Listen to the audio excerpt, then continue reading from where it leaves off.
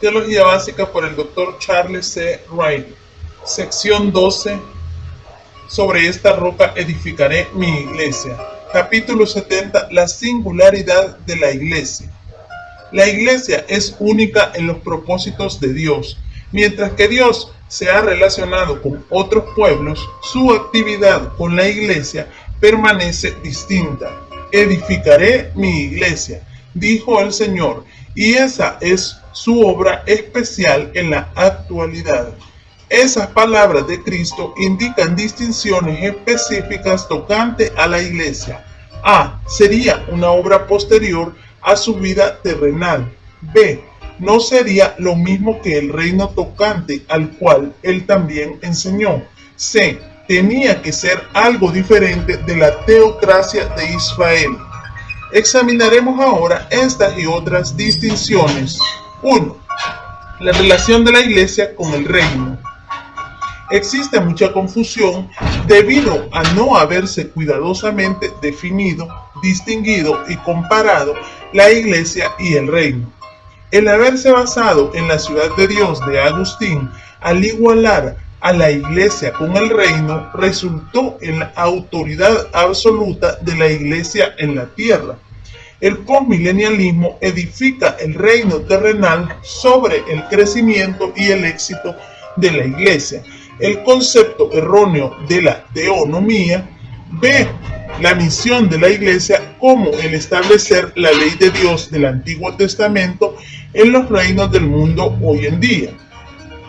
La teología reformada, menos frontal que la teonomía, edifica en el concepto del señorío de Cristo sobre todas las estructuras del mundo y ve a la iglesia como el agente principal en llevar esto a cabo. ¿Qué relación hay entre la iglesia y el reino? A. El significado del reino. El diccionario define reino como una comunidad política organizada, por lo tanto incluye gobernantes, gobernados y ámbito. Para definir un reino particular, uno tiene que hacer varias preguntas. ¿Quién es el gobernante? ¿Quiénes son los gobernados? ¿Cuándo y dónde está el reino?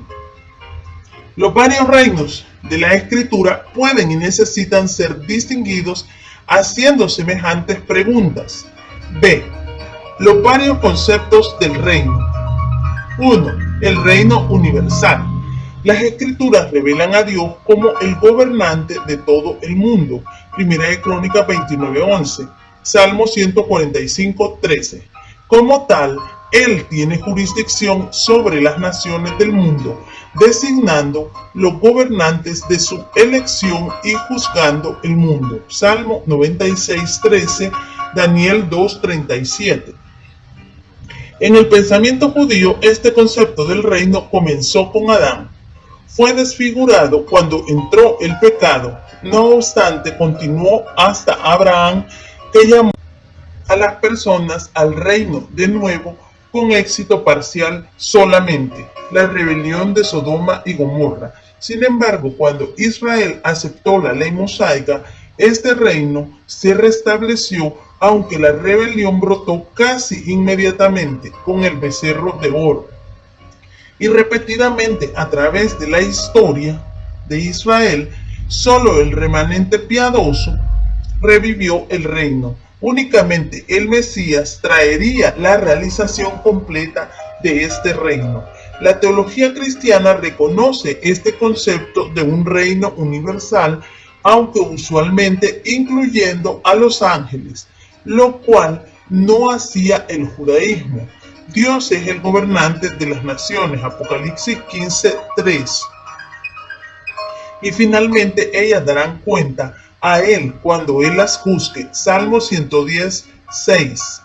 En resumen, en el reino universal, Dios es el gobernante. Él gobierna sobre todo y lo hace en todo el tiempo y en la eternidad. 2. El reino davídico mesiánico. Tanto el judaísmo como la teología cristiana premilenial le dan un lugar prominente a este concepto del reino. Es davídico porque las promesas concernientes al reino se hicieron en el gran pacto con David, 2 Samuel 7, 12 al 16. Es mesiánico, puesto que el Mesías será el gobernante. Se realizará en el segundo advenimiento de Cristo, cuando Él establezca su reino y cumpla aquellas promesas hechas a David. Para discusión adicional, véase la parte que trata de la escatología. En resumen, en el reino mesiánico davídico, Cristo será el gobernante. Él reinará sobre la tierra y sus habitantes durante los 1000 años siguientes a su segunda venida. 3. La palabra misterios. En cuanto al reino, en Mateo 13, Cristo reveló misterios concernientes al concepto del reino. Versículo 11. En cuanto a la palabra misterios, esto significa que Él les dijo a sus discípulos algunas cosas acerca del reino que previamente no se conocían. Entonces, esta idea del reino comenzó cuando el Señor estaba enseñando y terminará en su segundo advenimiento, versículos 39 al 40. En otras palabras, es el concepto del reino utilizado para abarcar el período entre los dos advenimientos de Cristo. El gobernante es Dios. Los gobernados son las personas en la tierra que se han relacionado de manera positiva, neutral o negativa con la cristiandad. Incluyen creyentes verdaderos, personas profesantes, rechazadores y aún oponentes. El tiempo es el período entre sus venidas. 4. El reino espiritual. Espiritual puede que no sea la mejor clasificación. La tomo de James Boswell, Systematic Theology, Grand Rapids, Sunderland 2.346. Pero nada parece mejor para caracterizar este aspecto del reino. Se refiere al reino dentro del cual todos los creyentes han sido colocados, Colosenses 1.13, y se entra en el mismo por el nuevo nacimiento. El gobernante es Cristo en este concepto del reino. Él reina sobre creyentes solamente y la relación existe ahora. C. La relación de la iglesia con estos reinos. 1. Con el reino universal. En el sentido de que la iglesia está en el mundo, es parte del reino universal de Dios. Él la diseñó, la trajo a la existencia y reina sobre ella, como sobre todos los aspectos de su universo. 2. Con el reino davídico mesiánico, la iglesia no es parte de este reino en ninguna manera. Cuando se establezca este reino, la iglesia ya habrá sido resucitada y reinará con Cristo en el reino milenial. 3. Con los misterios del reino, puesto que la iglesia es parte de la cristiandad, ella es parte de este concepto del reino. 4. Con el reino espiritual, la iglesia verdadera, el cuerpo de Cristo, es equivalente a este concepto del reino. Si uno tratara de hacer un resumen de la relación de la iglesia con el reino, tendría que decir que está relacionada con el mismo, pero que no es equivalente a ciertos conceptos del reino. No está relacionada con algunos conceptos y es equivalente a otros. El concepto del reino se tiene que definir antes que uno pueda determinar la relación de la iglesia con el mismo. 2. La relación de la iglesia con Israel. La iglesia es distinta de Israel y no comenzó hasta el día de Pentecostés y por lo tanto no existió durante el período del Antiguo Testamento. La distinción entre Israel y la iglesia se verifica por varios hechos. 1. En el Nuevo Testamento se contrastan el Israel natural y los gentiles, después que la iglesia fue claramente establecida. Hechos 3:12, 4:8 y 10, 5:21 y 31 y 35, 21, 19. 2. El Israel natural y la iglesia se distinguen claramente, lo que demuestra que la iglesia no es Israel. 1 Corintios 10:32. La distinción que hace el apóstol no tuviera sentido si Israel fuese igual que la iglesia. 3. Gálatas 6:16. no aporta ninguna prueba clara de que la iglesia se iguale a Israel, solamente si el Kai es explicativo. La frase igualaría a Israel con la nueva creación de Dios, la iglesia, pero el Kai puede que sea enfático y se refiera especialmente a una parte importante, los creyentes judíos. En la bendición a la iglesia entera, como el Kai en Marcos 16:7 y Hechos 1:14, o puede que simplemente conecte a los judíos cristianos con la nueva creación. El contenido del libro de Gálatas es contrario al uso explicativo, el único que identificaría a la iglesia con Israel, puesto que Pablo había atacado severamente a los legalistas judíos. Era de esperarse que destacara como objetos de una bendición especial a los judíos que hubieran dejado el legalismo y genuinamente seguido a Cristo. 3. La relación de la iglesia con esta edad. La iglesia no existía en los tiempos del Antiguo Testamento, sino que fue constituida el día de Pentecostés. Es peculiar a este periodo presente de tiempo. 4 puntos de evidencia respaldan esta conclusión. 1. Nuestro Señor dijo: yo edificaré mi iglesia. Mateo 16:18. Él no dijo que agregaría a algo ya existente, sino que iba a hacer algo que todavía no había comenzado. 2. La iglesia no podía tener ninguna cabeza en función hasta después de la resurrección de Cristo, por lo tanto no podía existir hasta algún tiempo después que Él hubiera resucitado de los muertos. Efesios 1:20.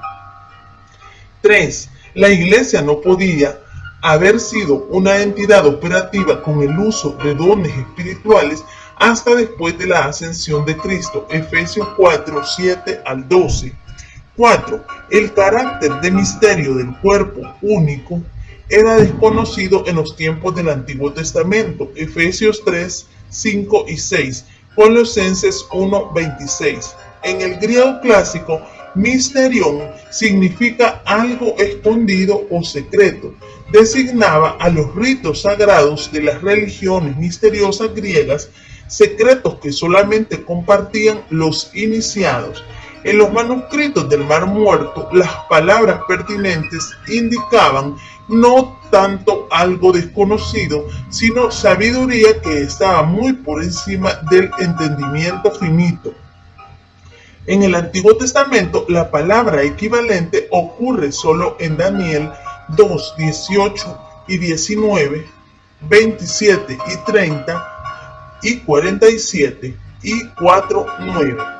De modo que el concepto de misterio es el de un secreto que solamente comparten los iniciados. También incluye dos ideas: A, un tiempo cuando no se conocía el secreto, seguido por un tiempo cuando llegó a conocerse, y B, sabiduría más profunda o más alta que se le revela a los iniciados. ¿Cuál es el contenido del misterio en estos pasajes? Es que los gentiles serían coherederos, miembros juntamente del cuerpo, copartícipes de la promesa en Cristo por el Evangelio. En el Antiguo Testamento se reveló que los gentiles tendrían parte en el plan redentor de Dios. Génesis 12:3, Isaías 42, 6 y 7. Así que esa verdad no es misterio, pero de que existiría un cuerpo unido en el cual compartirían judíos y gentiles no se reveló en el Antiguo Testamento. Un examen mediante una concordancia del uso de la palabra cuerpo rápida y conclusivamente revelará que la idea del cuerpo de Cristo o de cualquier cuerpo en el cual se colocará a los redimidos no se encuentra en ninguna parte del Antiguo Testamento. La primera vez que Pablo empleó la palabra cuerpo refiriéndose al cuerpo de Cristo fue en su extensa discusión de ese concepto en 1 Corintios 12, 12 al 25. La próxima vez fue en Romanos 12:5 y todos los otros usos se hallan en Efesios y Colosenses.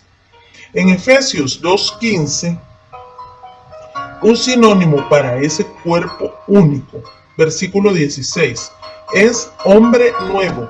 Claramente este misterio era desconocido en el Antiguo Testamento, y porque el cuerpo es el hombre nuevo, no es una continuación o un renacimiento de Israel. Aunque hay una continuidad entre los redimidos de todas las edades, simplemente porque ellos son redimidos y su destino común es el cielo, hay también una descontinuación porque los redimidos de hoy son colocados en el cuerpo de Cristo y no en alguna especie de Israel. Similarmente, los redimidos antes del día de Abraham, como Enoc y Noé, no pertenecían a Israel, pero aún pertenecían a la familia de Dios. Así que hay redimidos anteriores a Israel, santos preabrahámicos y santos posteriores a Israel, cristianos en el cuerpo de Cristo. Pero no significa el cómo en 3:5 que este misterio de un cuerpo era solo comparativamente desconocido en el Antiguo Testamento. Observe que no existe tal idea de menos conocido, mejor conocido en el pasaje paralelo de Colosenses 1:26, donde el contraste claramente es desconocido, conocido.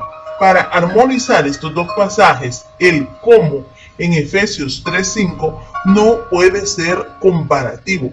Por supuesto, os puede tener otros significados.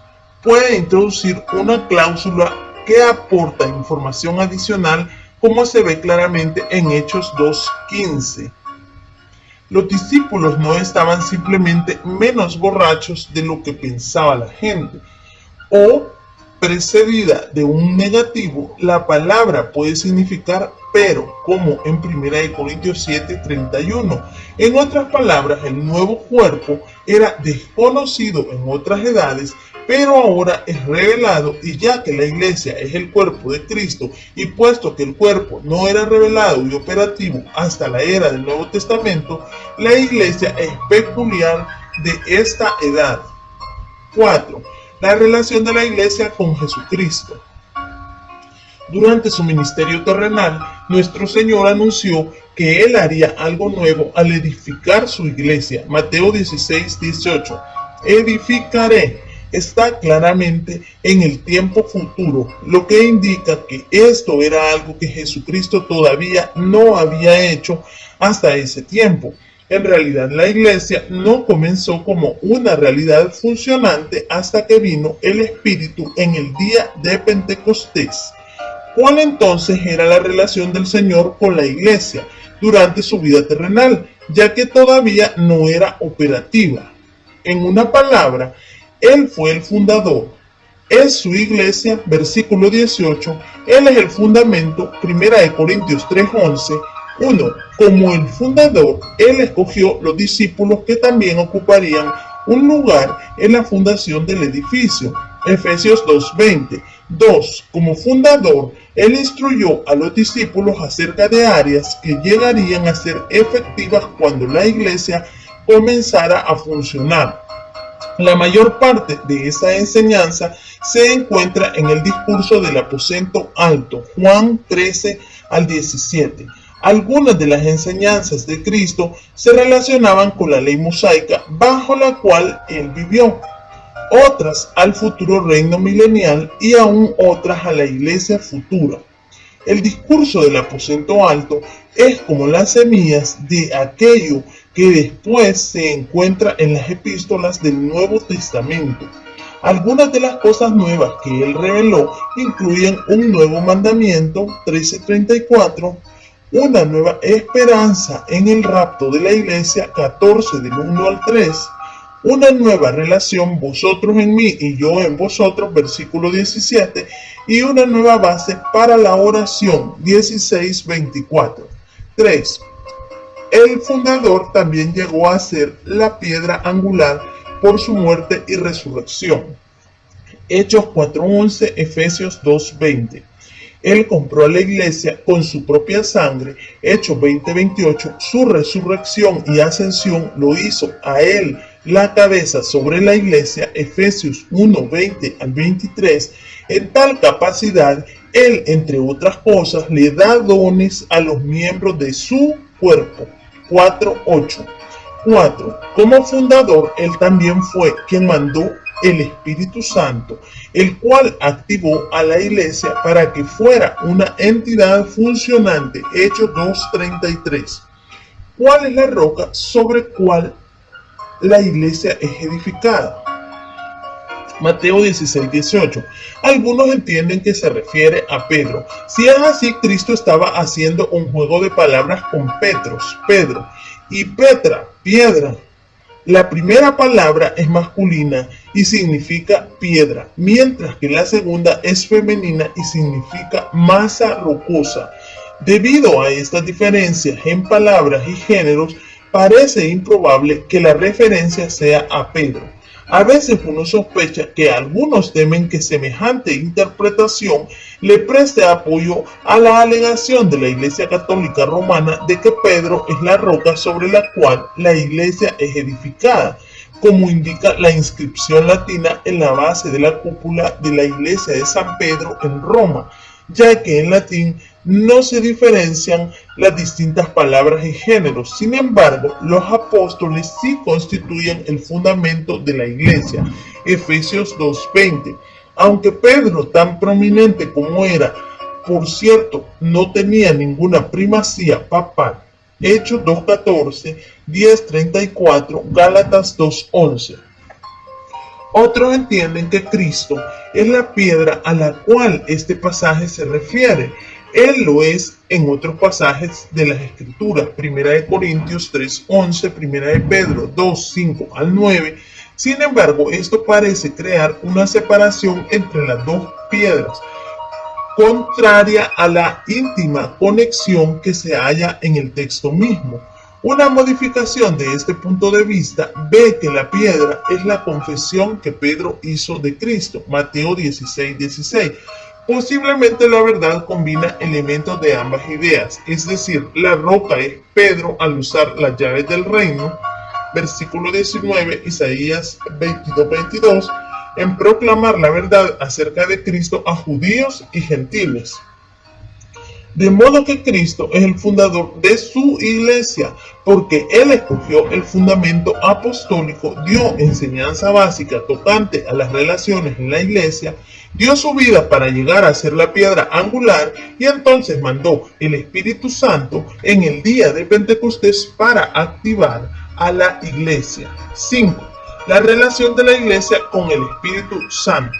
El Pentecostés marca el comienzo de la iglesia como cuerpo funcionante por el derramamiento del Espíritu en ese día. Antes de su ascensión, el Señor prometió que los discípulos pronto serían bautizados por el Espíritu Santo. Hechos 1:5. Aunque la palabra bautismo no aparece en el relato de Pentecostés, en el capítulo 2 está bastante claro en 11, 15 y 16 que el bautismo ocurrió por primera vez ese día, puesto que según Pablo, 1 Corintios 12:13, el bautismo del Espíritu coloca a las personas en el cuerpo de Cristo, y ya que el cuerpo de Cristo es la iglesia, Efesios 1:22-23, la iglesia, el cuerpo, comenzó cuando aquellos primeros individuos fueron bautizados en Pentecostés. Varias otras cosas ocurrieron el día de Pentecostés. Los discípulos fueron llenos del Espíritu Santo, Hechos 2:4. 3,000 fueron bautizados con agua, versículo 41. La iglesia visible comenzó ese día, versículos 42 al 47. Además de bautizar en el cuerpo a aquellos que creen, el Espíritu también habita en los cristianos individuales, 1 Corintios 6:19. En iglesias locales 3:16 y en el cuerpo de Cristo Efesios 2:22. El Espíritu fortalece, guía, consuela y da dones a la iglesia. Hechos 1:8, 9:31, 1 Corintios 12:3. En un sentido muy real, el Espíritu es la vida energizante y el poder de la iglesia.